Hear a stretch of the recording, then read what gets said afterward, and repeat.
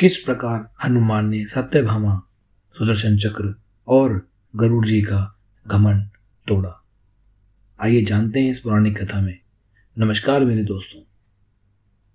एक बार भगवान श्री कृष्ण ने सत्यभामा के कहने पर स्वर्ग से पारिजात के वृक्ष को ले आए। तब सत्यभामा को इस बात का अहंकार हो गया कि मैं बहुत सुंदर हूँ।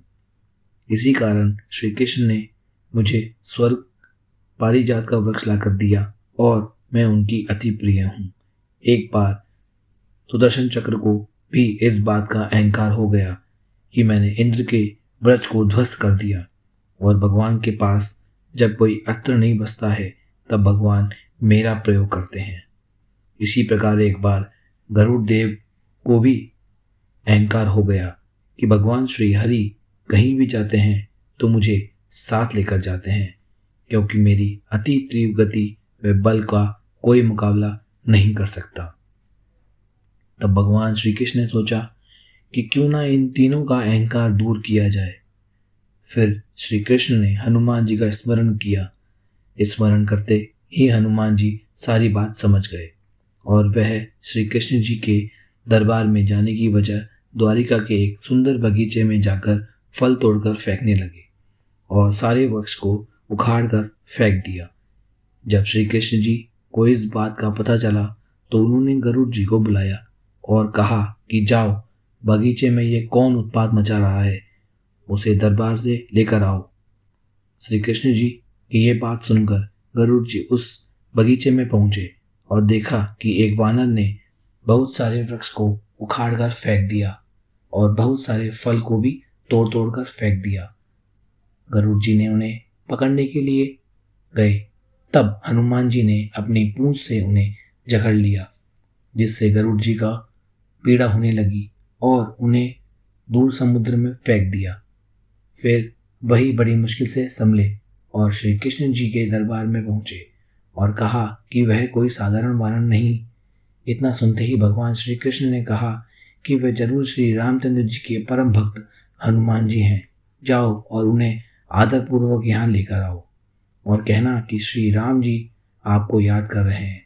इतना कहते ही गरुड़ जी हनुमान जी को लेने गए, परंतु हनुमान जी वहां से चले गए थे।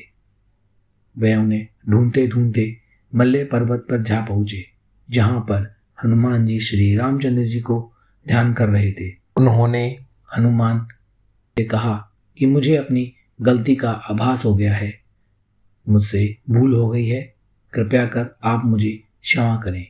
और श्री रामचंद्र जी ने आपको द्वारिका में याद किया है, अतः आप मेरे साथ चलें और मेरी पीठ पर बैठकर जाएं। मैं कुछ ही समय में वहां आपको ले चलूँगा। हनुमान जी ने कहा कि आप चलिए, मैं आपके पीछे पीछे आता हूँ। गरुड़ जी ये कहकर चले गए।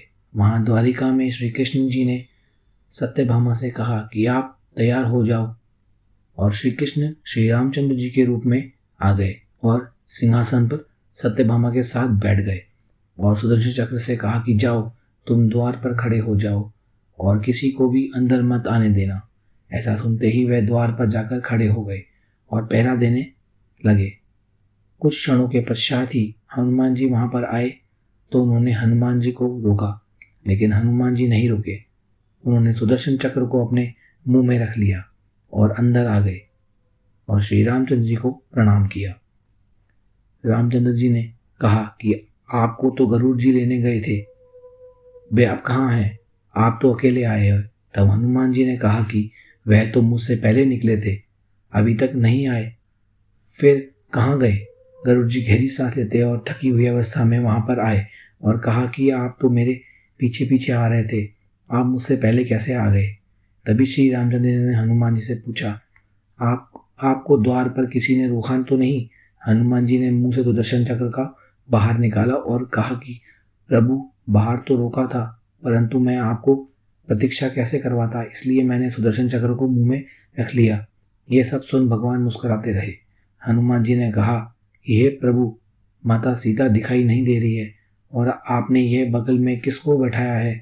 उधर से रुक्मणी जी आई तो हनुमान जी ने देखा और उन्हें माता सीता कहकर प्रणाम किया। यह देख सत्यभामा का घमंड टूटा। आपको आज की कहानी कैसी लगी हो तो मेरे चैनल को सब्सक्राइब करें और नीचे दिए गए बेल आइकन को क्लिक करें और कमेंट में लिखें जय श्री राम।